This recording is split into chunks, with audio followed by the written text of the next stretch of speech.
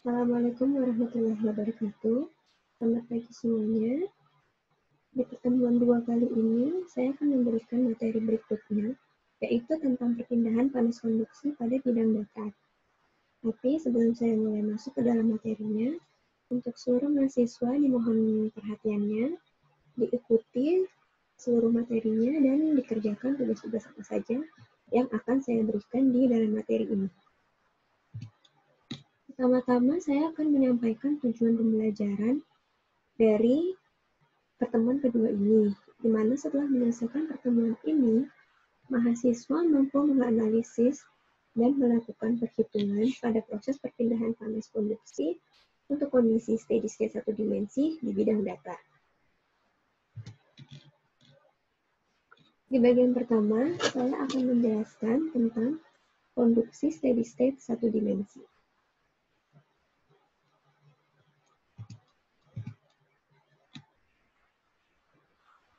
Nah, jadi di sini mungkin ada yang masih belum begitu paham atau masih bingung tentang istilah steady state dan satu dimensi itu ya. Jadi di sini saya akan jelaskan lebih dalam lagi. Jadi secara umum itu, perpindahan panas dapat diklasifikasikan ke dalam dua kondisi, yaitu kondisi steady state dan transient atau unsteady. Suatu sistem berada pada kondisi steady state apabila suhu di tiap titik pada suatu media selalu tetap atau tidak berubah seiring bertambahnya waktu. Jadi misalnya di sini kita bayangkan sebuah batang kayu. Kalau batang kayu itu lebarnya 30 cm. Misalnya kita pilih satu titik di posisi manapun. Ketika kita pegang atau kita sentuh, suhu pada titik tersebut tidak akan berubah seiring bertambahnya waktu. Jadi ketika kita pegang selama 5 menit, 10 menit, dan seterusnya, itu tidak akan berubah-ubah. Itu yang dinamakan dengan kondisi steady state. Sementara itu, berbeda untuk kondisi transient itu merupakan kondisi kebalikannya dari steady state, di mana pada kondisi transient ini temperatur akan berubah-ubah terhadap waktu. Jadi sama halnya dengan tadi ya, misalnya kita punya sebuah batang kayu yang kita pegang atau kita sentuh pada suatu bagian, kemudian seiring berjalannya waktu, bagian yang kita pegang tersebut akan mengalami perubahan suhu. Nah, itu yang dinamakan kondisi unsteady atau kondisi transient. Mudah-mudahan sejauh ini kamu sudah paham. Kemudian, bagaimana dengan sistem satu dimensi? Nah, untuk sistem satu dimensi, gradien temperatur hanya terdapat pada satu arah koordinat, di mana transfer panas terjadi pada arah tersebut. Jadi seperti yang kita ketahui, koordinat itu kan biasanya ada koordinat X, koordinat Y, dan koordinat Z. Nah, di sistem satu dimensi ini kita hanya membahas satu arah koordinat saja. Nah, biasanya untuk sistem satu dimensi ini kita hanya berbicara tentang koordinat X. Nah, untuk lebih jelasnya nanti kita lihat di slide berikutnya yang disertai dengan gambar. Nah, dan di sini di gambar 1 kita bisa lihat hubungan antara sistem koordinat, arah aliran panas, dan gradien suhu pada sistem satu dimensi. Jadi anggap saja misalnya ini sebuah dinding atau bidang datar gitu ya, di mana di sini ada T1 yang suhunya lebih tinggi daripada T2 di sebelah kanan. Nah, di sini ada garis merah yang arahnya turun, ini menunjukkan bahwa aliran panas mengalir dari sisi sebelah kiri atau sisi dengan suhu yang lebih tinggi menuju ke sisi sebelah kanan yang suhunya lebih rendah. Nah, di sini ada arah panah yang menunjukkan arah aliran panas. Jadi arah aliran panasnya itu ke kanan ya, dari suhu yang tinggi ke suhu yang rendah. Nah, dari sini kita bisa lihat di sini kan ada koordinat X, di mana yang di sini adalah pusat koordinatnya. Jadi di sini maksudnya satu dimensi di sini adalah kita bisa lihat bahwa aliran panasnya hanya mengalir ke arah X saja, maka di sini kita tuliskan dengan lambang Qx. Jadi tidak ada, kita mengasumsikan tidak ada panas yang mengalir ke arah belakang misalnya atau ke arah atas, kan? Jadi hanya ke arah samping saja, yaitu arah koordinat X. Jadi di sini poin-poin pentingnya adalah temperatur media akan berubah sebagai fungsi posisi, bukan fungsi waktu. Jadi yang berubah di sini adalah ketika posisinya berubah, jadi semakin ke kanan, semakin jauh dari pusat koordinat, maka suhu media itu akan semakin turun kan untuk kasus ini. Nah, di mana perubahan suhunya tadi itu searah dengan koordinat X. Nah, selanjutnya juga laju transfer panas nilainya konstan sepanjang koordinat X. Jadi tanda panah di sini, tanda panah yang lurus ini menunjukkan bahwa laju transfer panasnya itu konstan, jadi tidak naik atau tidak turun, yang lebih seperti itu. Nah, untuk penjelasan berikutnya adalah konduksi panas pada dinding datar.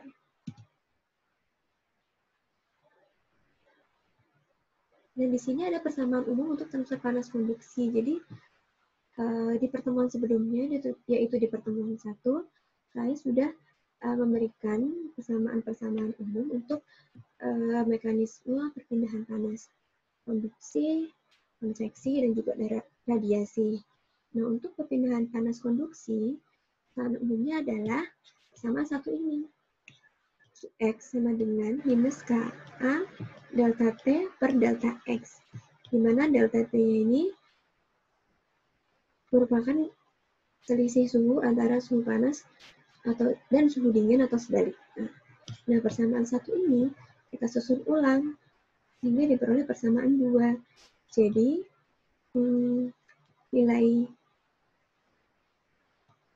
nilai delta X per KA kita masukkan sebagai penyebut, sehingga pembilangnya ini hanya selisih suhunya saja. Dan perlu diingat juga, K di sini merupakan nilai konduktivitas thermal dari suatu bahan, dan nilai A adalah luas permukaan transfer panas.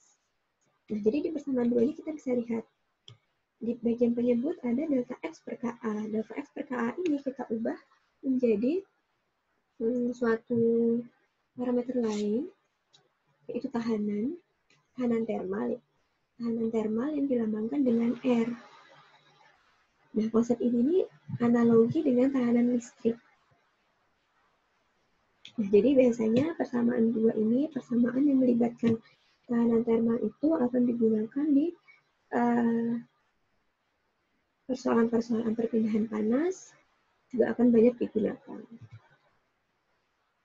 Untuk lebih jelasnya, kita lihat gambar 2 berikut ini. Di sini masih sama ya, di sini ada T1 yang suhunya lebih tinggi daripada T2, kemudian aliran panasnya akan bergerak dari kiri ke kanan. Nah, di sini ada saya gambarkan dengan analogi listrik. Jadi kalau misalnya kita analogikan dengan tahanan listrik ya, di sini tuh secara konduksi itu ada tahanannya, di mana nilai tahanan ini tuh akan berbeda untuk masing-masing, untuk tiap kasus, untuk tiap mekanisme perpindahan panas itu akan berbeda-beda. Jadi untuk kasus konduksi, di mana di sini hanya terdiri dari satu bahan saja, itu kita gunakan persamaan untuk tahanannya atau persamaan untuk F yaitu delta X per KA. Tapi perlu diingat, nanti kalau misalnya untuk susunan bahan yang secara seri, atau seri paralel, atau mekanisme transfer panas konveksi dan radiasi itu persamaan tahanannya akan berbeda. Nah, di sini kita ada dinding komposit. Bahasan berikutnya adalah dinding komposit. Nah, jadi dinding komposit itu adalah biasanya itu merupakan suatu bahan atau di sini dinding ya, dinding yang disusun secara seri bisa secara paralel. Tapi untuk yang di bagian ini kita bahas dinding komposit yang disusun secara seri terlebih dahulu. Nah, di gambar 3 ini kita bisa lihat di sini ceritanya ada 3 buah bahan dinding yang berbeda, yaitu bahan A, bahan B, dan bahan C, di mana masing-masing bahan ini juga punya konduktivitas termal yang berbeda-beda dengan ketebalan yang berbeda-beda pula. Nah, di sini kita bisa lihat profil temperaturnya dari TS1 turun sedikit, T2, kemudian turun, T3, dan semakin turun lagi, TS4. Nah, gimana kita menuliskan persamaan tahanannya untuk kasus seperti ini? Sekarang coba kita lihat analogi listriknya ya. Jadi di sini kita punya TS1, T2, T3, dan TS4. Dari TS1 ke T2, perpindahan panasnya secara konduksi. Jadi secara umum, persamaan tahanannya sama, yaitu ketebalan bahan dibagi dengan konduktivitas bahan A dikali luas permukaan perangkap panasnya. Sama halnya juga untuk perpindahan panas dari T2 ke T3 dan dari T3 ke TS4. Jadi di sini disesuaikan saja bahannya, konduktivitas termalnya juga.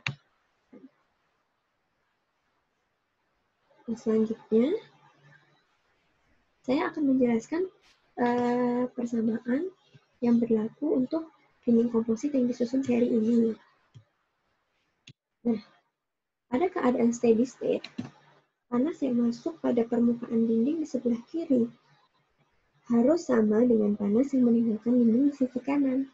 Atau dengan kata lain, aliran panas akan bernilai sama di setiap lapisan dinding. Oleh karena itu, persamaan aliran panas berdasarkan gradien temperatur pada gambar 3 ini dapat dituliskan sebagai berikut. Q input sama dengan Q output, di mana panas yang dialirkan melalui susunan dinding komposit ini akan sama dengan panas yang dialirkan pada bahan A, begitu juga dengan bahan B, dan pada bahan C. Nah, kemudian di sini yang saya tuliskan, untuk QA itu sendiri persamaannya adalah ini, minus KA dikali A per LA dikali T2 min TS1. Begitu juga untuk QB dan QC. Nah, selanjutnya, persamaan yang ketiga ini diselesaikan secara simultan sehingga diperoleh persamaan berikut ini. Persamaan yang ini. Ya. Nah, jadi untuk persoalan dinding komposit yang disusun secara seri, secara umum persamaannya seperti ini. Tapi perlu diingat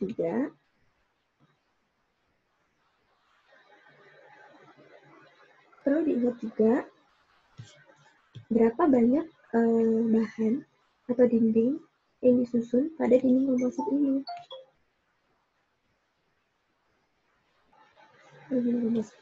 Kalau misalnya dia terdiri dari 3 bahan, maka penyebutnya akan ada 3. Dan kalau misalnya ada 4 bahan, penyebutnya akan ada 4. Jadi itu disesuaikan saja. Nah, kemudian di sini ada contoh soal yang saya berikan. Ini mungkin bisa dipelajari sendiri saja. Nah, perlu diingat juga untuk setiap soal, untuk setiap persoalan, untuk setiap kasus, itu ada baiknya mahasiswa menggambarkan dulu skemanya. Jadi yang pertama-tama adalah baca baik-baik soalnya, kemudian coba terjemahkan soal tersebut ke dalam skema sederhana, gitu kan? Skema sederhana, kemudian coba gambarkan, dilengkapi dengan data-datanya, data-data yang diketahui, semua yang lengkap. Kemudian baru mulai masuk ke untuk menyelesaikan soal, persamaan apa yang diperlukan, kemudian data-data apa aja yang harus dimasukkan ke dalam persamaan. Kurang lebih seperti itu untuk menyelesaikan soal secara mudah. Jadi di sini saya tidak akan menjelaskan secara detail nih, saya harap bisa dipelajari sendiri saja. Kemudian itu tugasnya untuk mahasiswa yang pertama, coba pelajari untuk soal ini, kemudian dikerjakan ulang lengkap dengan skemanya sesuai dengan soal yang diberikan, kemudian diselesaikan, dicoba kerjakan sendiri, kerjakan ulang, benar-benar dipahami. Kalau misalnya ada yang belum dipahami, bisa disampaikan pertanyaannya di dalam kolom diskusi. Ini saya lanjut saja. Nah, materi berikutnya yaitu konfigurasi seri paralel pada dinding komposit.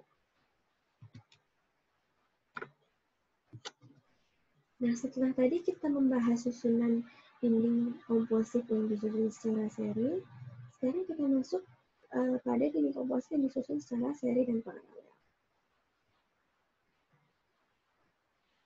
Nah, dinding atau bahan yang disusun secara seri dan paralel merupakan suatu sistem multidimensi sehingga memungkinkan energi panas mengalir ke beberapa arah. Sesuai dengan gambar 4 ini, aliran panas dapat terjadi ke dua arah. Bisa terjadi ke arah kanan, bisa terjadi ke arah atas atau bawah, karena kan susunannya ada yang paralel gitu kan, berdasarkan gambar ini. Nah, kondisi ini akan membuat perhitungan menjadi lebih kompleks karena membutuhkan persamaan yang lebih banyak dibandingkan pada sistem satu dimensi. Nah, sebagai solusinya, susunan seri paralel seperti ini dapat diselesaikan dengan cara menghitung tahanan total dari bahan yang disusun paralel terlebih dahulu. Sehingga pada akhirnya akan terbentuk susunan seri dan dapat dianggap sebagai susunan satu dimensi.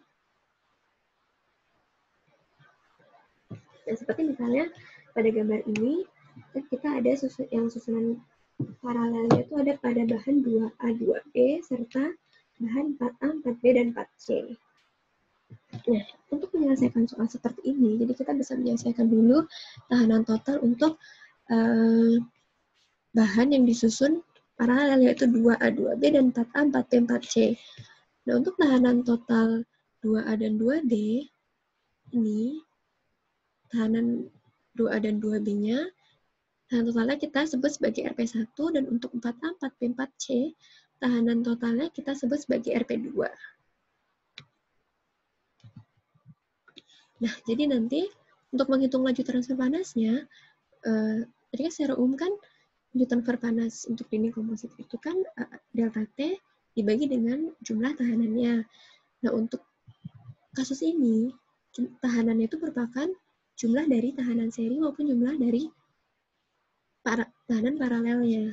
Jadi di sini delta T total dibagi dengan R1 ditambah RP1 yang merupakan total dari R2A dan R2B ditambah dengan R3 ditambah dengan RP2. RP2 itu merupakan tahanan total dari susunan paralel bahan 4A, 4B, dan 4C. Nah, di sini saya juga berikan masing-masing persamaannya untuk mencari R1, RP1, R3, dan RP2. Di sini nanti bisa diperhatikan aja. Nah, persamaan ini tentunya saya ingatkan lagi, ini tergantung dari soalnya ya, tergantung dari persoalan yang diberikan, tergantung dari susunannya juga. Jadi nanti persamaannya akan menyesuaikan. Tapi saya harap dengan persamaan yang saya berikan di sini sudah cukup mewakili bagaimana cara menyelesaikan persoalan dinding komposit yang disusun secara seri paralel. Kemudian di sini juga saya berikan contoh soalnya. Di sini juga saya tidak akan berikan penjelasan secara detail. Ini mahasiswa saya harap bisa pelajari sendiri karena step-stepnya, langkah-langkahnya sudah saya tuliskan cukup jelas. Jadi mohon dipelajari sendiri. Coba dikerjakan ulang juga. Dan kalau misalnya ada yang belum dipahami, sampaikan pertanyaannya dalam forum diskusi. Nah, di sini penjelasannya sudah lengkap, saya selesaikan. Nah, itu saja. Sebenarnya materinya untuk pertemuan 2 ini hanya sampai situ. Jadi nanti kalau misalnya dari awal sampai akhir, kalau misalnya ada yang belum dipahami, silahkan disampaikan pertanyaannya. Kemudian di akhir, saya berikan soal latihan untuk dikerjakan oleh seluruh mahasiswa. sebagai tugas dan nanti mohon dikumpulkan di dalam forum diskusi.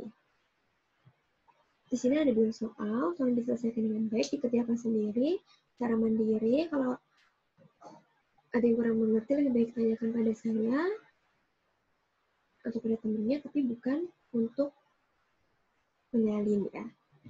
Jadi lebih baik diskusi sama temannya, atau tanyakan ke saya, diselesaikan, dikumpulkan di forum. Nah, kemudian ini adalah referensi yang saya gunakan dalam menyusun materi ini dan juga dalam menyusun materi pada modul. Jadi kalau misalnya mahasiswa ada yang ingin mencari materi lebih lengkap, bisa dilihat dari salah satu atau beberapa referensi di sini. Nah, saya rasa itu saja materi yang saya sampaikan untuk pertemuan 2 kali ini. Kurang lebihnya mohon maaf. Terima kasih atas perhatian dari seluruh mahasiswa. Jangan lupa contoh-contoh soalnya dipelajari lagi, dikerjakan ulang. Begitu juga dengan soal latihannya, dikerjakan sendiri. Kalau ada yang belum paham, bisa ditanyakan. Silakan aktif berdiskusi dalam forum. Saya tunggu tanggapannya. Mudah-mudahan bisa dipahami. Saya kira itu saja. Wassalamualaikum warahmatullahi wabarakatuh.